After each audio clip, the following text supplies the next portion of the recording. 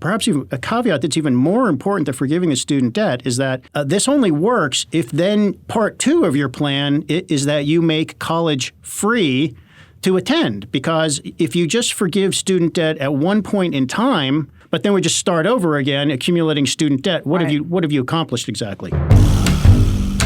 From Yahoo Finance, this is Ballots and Dollars, a podcast about the politics that affect your pocketbook. I'm Rick Newman. And I'm Alexis Christoforous. $1.4 trillion.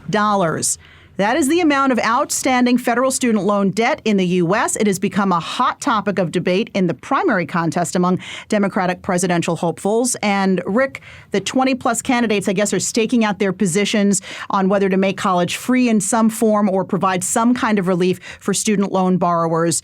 It sounds good, right, on paper. But, I'm curious, how would it work exactly? And, of course, the big question, who's it going to benefit? And who's going to pay? Oh, yes, that little question. Every time something's free, it costs somebody something, right? But you're right. This is catching on. Now, I think the number of candidates, is 24. At last count, yes. I don't think every single candidate actually has a plan on student debt forgiveness or more affordable college. But this is a big part of Bernie Sanders' plan. Elizabeth Warren has a version.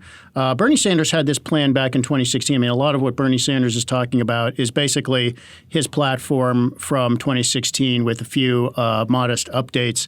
But Elizabeth Warren has had something to say about this. Pete Buttigieg has had something to say about this. He says he and his husband Chasten they are managing more than $100,000 in student debt. Between them. Wow. And that mostly is from his husband, who is a teacher and had to get a master's degree to become a teacher. That's a bit of a catch-22 when you do that, because you have to pay for a master's degree, but then teaching doesn't pay all that much. Yes. So you have to kind of think that one through. But you mentioned $1.4 trillion in debt, and student debt is considered good debt when you analyze debt as a thing. So because you're investing in yourself. Exactly right. So personal finance experts say this is the kind of debt that makes sense to take on if you're just careful about it, because you're basically buying knowledge, you're buying credentials and capability, and there's plenty of data that shows that people with higher degrees, people with college degrees earn a lot more than people without college degrees. People with master's degrees earn a lot more than people without them.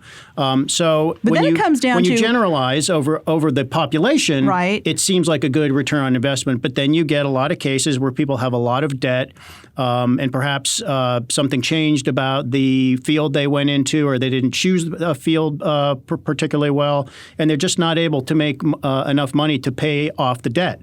So that's where you get into this problem with people who have, some people have well over $50,000 worth of debt for a bachelor's degree. For more advanced degrees, you can easily have more than $100,000 worth of debt, and that can become financially debilitating.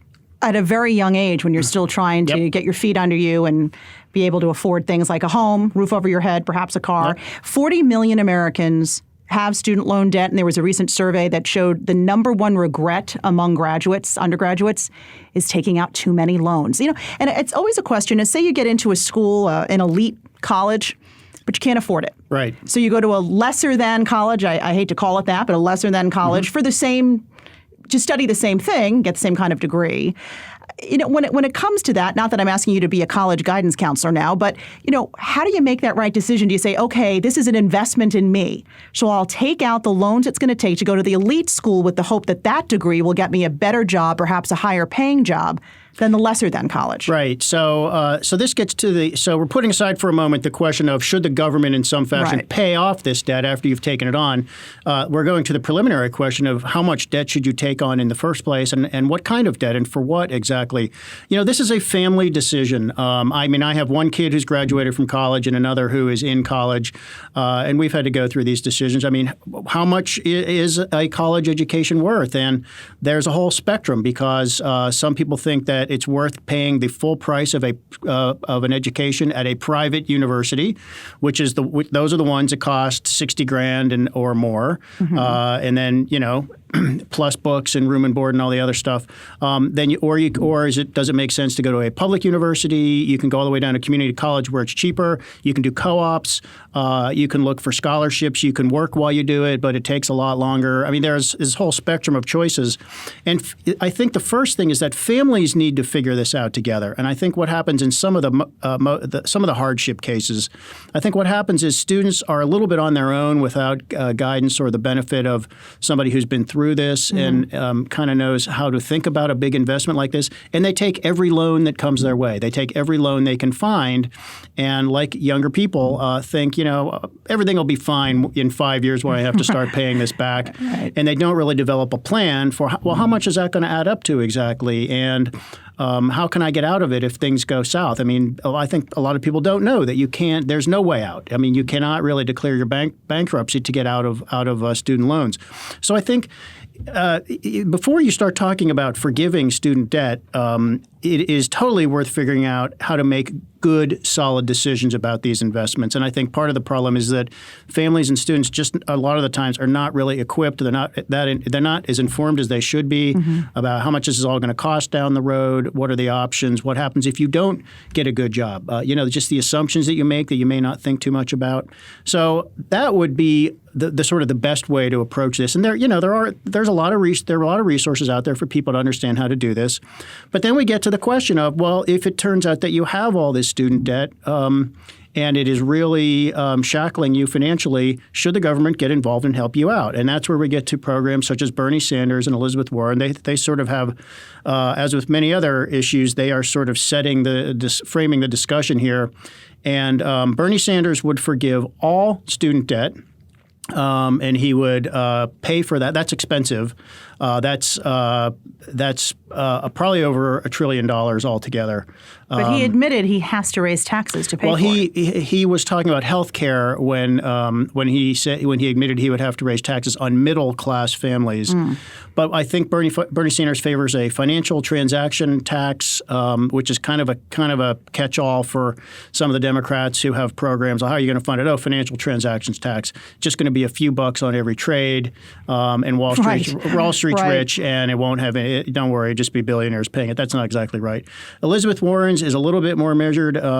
She would forgive student debt based up to certain levels of household income, and it would phase out up to I forget the exact number, but it's well over $100,000, and you would get less relief at higher income levels. But hers would also be very expensive. But a very important, perhaps even a caveat that's even more important to forgiving a student debt is that this only works if then part two of your plan is that you make college free to attend. Because if you just forgive student debt at one point in time, and then students just start taking out loans again. It's a horrible cycle, right? It's just a horrible cycle. But all you've done is you've done something that just benefits one demographic in time. So what's going to happen to all the people who come afterward? Are you not going to forgive their debt? And why why give this one payout to just this one group? So these plans only make sense, and I'm not even sure they do make sense under any circumstances, but they only make sense if then college is free, or it is free for based on some sort of affordability scale, so that there would be no student debt in the future. Because if you forgive all the student debt today, but then we just start over again, accumulating student debt, what have you accomplished exactly? There are countries, though, that do offer students free college. Right. The Netherlands, France, different parts of Europe, Iceland, and perhaps people in this country look and say, well, if they can do it, why can't we do it? Yeah, I think it's very similar to healthcare in this way, because the reason they can do it is because that's how they started doing it. Or at some point in the past, they made a decision to transition into that type of system. And I think in a lot of cases, some things are free, but not everything is free. And we have a different system. So you have millions of Americans invested in the system as it is today, when there is no student debt forgiveness. And you have generations of Americans, which includes me, I'll say. I took out student loans, and I had to pay them off over time. And we used to have no problem with that.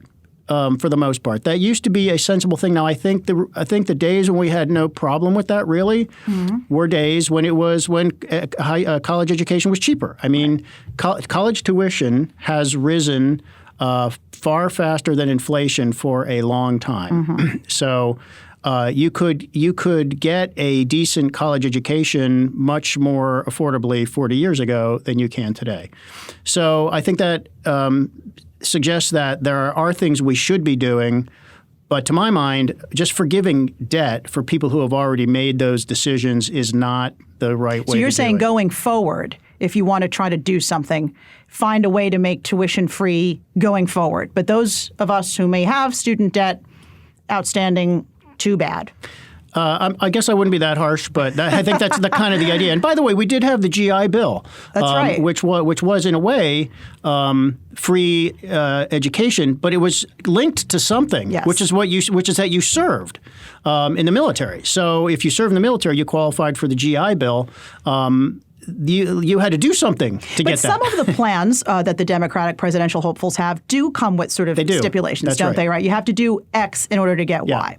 So Pete Buttigieg, I don't think has formalized everything about this plan yet, but he has said that he likes the idea of student debt forgiveness or free college in exchange for some kind of service. So that could be a national service program. It could be military service. I'm sure there could be several categories of things that would qualify. Now, he's a veteran. He did serve in the military. And he also is a little more centrist on a lot of these questions than Elizabeth Warren and Bernie Sanders, who basically do represent the left-turn left. What's the right word? I don't want to say leftist, but left-turn. Well, they're on the extreme end of the spectrum. Yeah, extreme is a loaded word. And I'm trying to help you out. Right? So people call them progressives. I don't like the word progressives because I don't know what progressive means. Right. Progress, what does that, And if you're not a progressive, are you a regressive? Right. I mean, I don't. So you're going down a slippery slope. They represent the left-leaning side of the Democratic Party, let's say. So that means more government involvement, more government programs, higher taxes to pay for it all.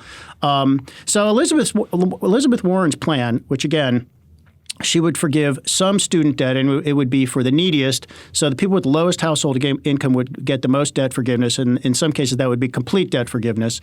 And then add on top of that free college. That plan would cost like $1.2 trillion over 10 years, or $120 billion a year. Where's it? We're taxing again. We're taxing the 1%.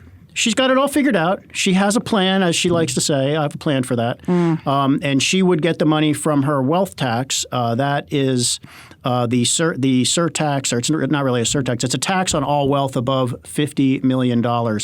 And she let's take her at her word and say she could fund that. I still think you have a problem. I think there's a giant fairness problem, and I think it would create a huge perception problem among voters. Right. So if you paid off if you paid off your student debt for 20 years and you made your last payment last year, you would get nothing. Correct. But if you were simply born 5 years later and you've been paying for 15 years and you have 5 years left, you would get 5 years of debt repayment. And if you just graduated and you have a schedule of payments that goes out 20 years, I mean, I don't take this personally because I was quite comfortable. Like I thought, fine, I got an education, and I was happy to. I'm paying my dues. Happy to pay this money. I got something for this money, so I don't feel bitter about this. But I think my loans took 15 years to pay off. And that surprised me. I mean, it surprised me to be in my 30s and still paying off. Writing that check, right?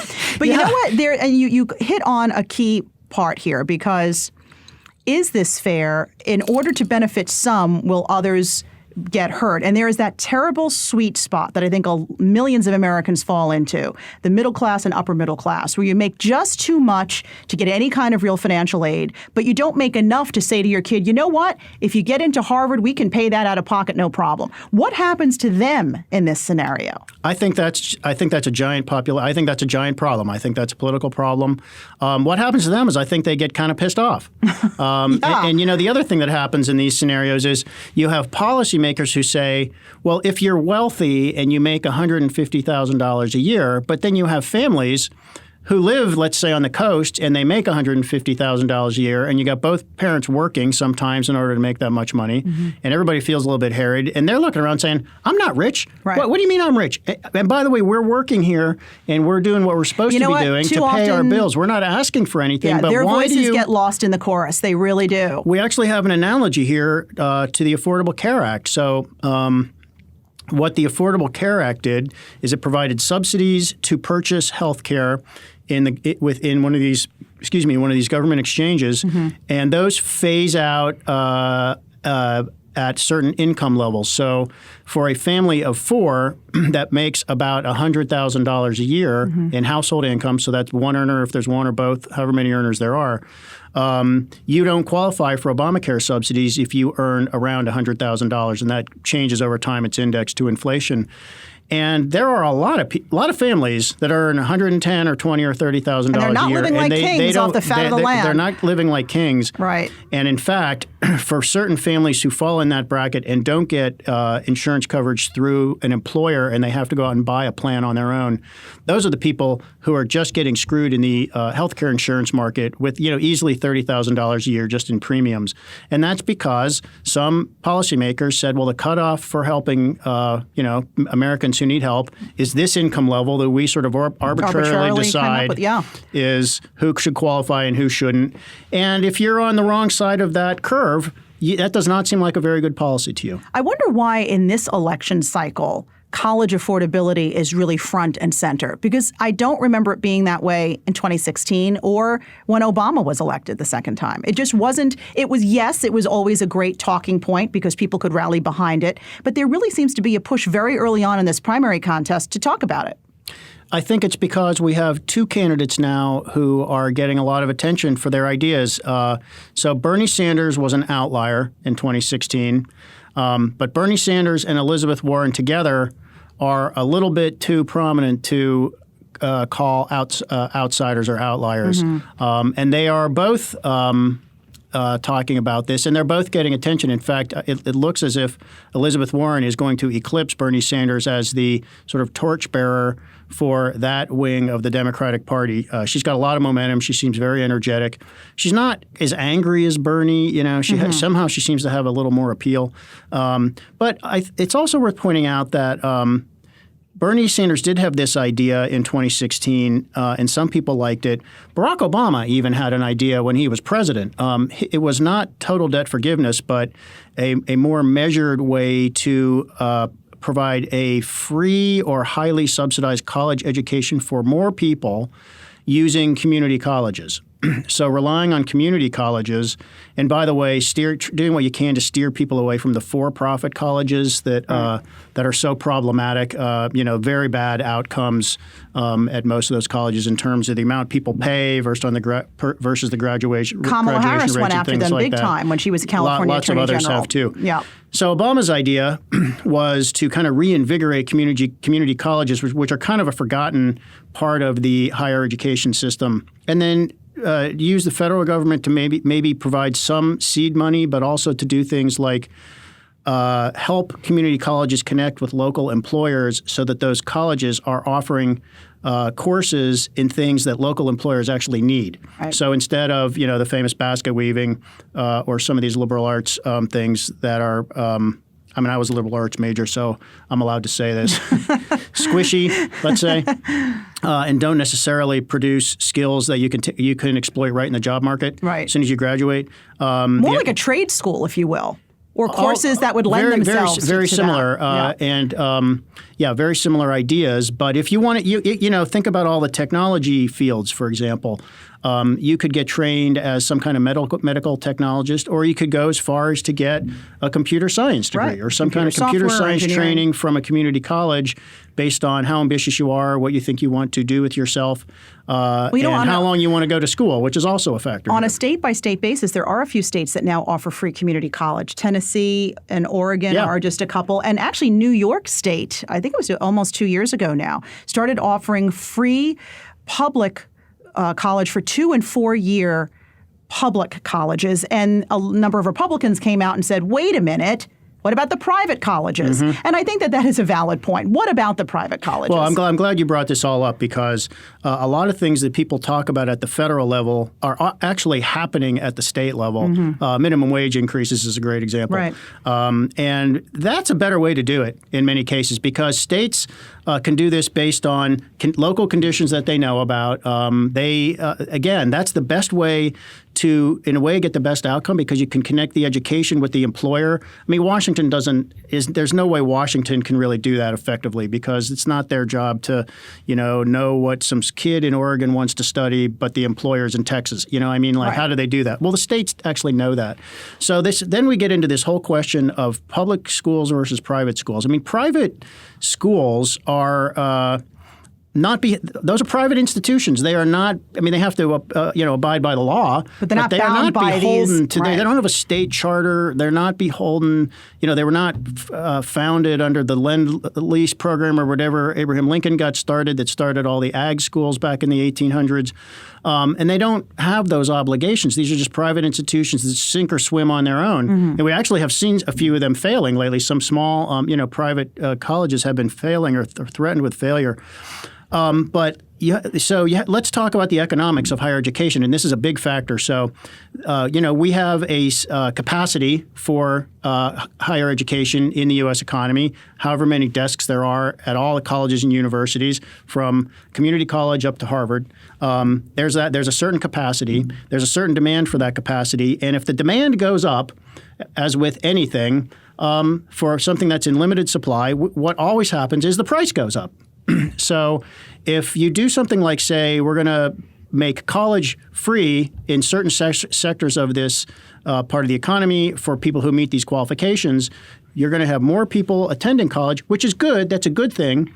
But you're also going to have price increases above the norm in the parts of the industry that can do it, and that is that's going to be the private universities. So if you have a federal program that puts more people into higher education and into colleges and universities, you're going to get price hikes that are going to affect the people who are not getting the subsidies. Right. They'll get squeezed. That's exactly what we saw with Obamacare in the cost of insurance policies for people who don't get the subsidies, who make too much money to qualify for the subsidies, and who don't have the benefit of a big employer negotiating on their behalf. And that was about 3 million people, which is relatively small. I think that the squeeze could be bigger if you got into, if you started doing that, what we're talking about here with education. And again, this is going to fall on middle-class families who don't feel like they're rich necessarily, but who are standing there listening to other people say, well, you're rich, so if you think this is a hardship, that's nothing compared with other people. I just think that's bad politics. Yeah, I would personally find it very refreshing if the candidates came out with a plan that actually, helped those forgotten millions that we've just been talking about. But it's the early stages. We're going to be hearing a lot more about their plans as these 20-odd candidates continue to come out with their plans and thoughts regarding college affordability on both sides of the aisle. So we want to thank everyone for listening to Ballots and Dollars from Yahoo Finance. You can always follow us on Twitter at Alexis TV News and Rick J. Newman. We'll be back next week with another brand new episode. Don't miss it. In the meantime, what should they all do, Rick? They should. What should they all do, man? They should head over to Apple Podcasts and leave us a 5-star rating. I was going to say, thank you. I'm sorry. I was going to say, check out my blog on. Well, they can do that Yahoo too, Finance. as long as they leave us a 5-star rating. Yeah, fine. All right. Sure. We'll see y'all next week. Thanks for joining us.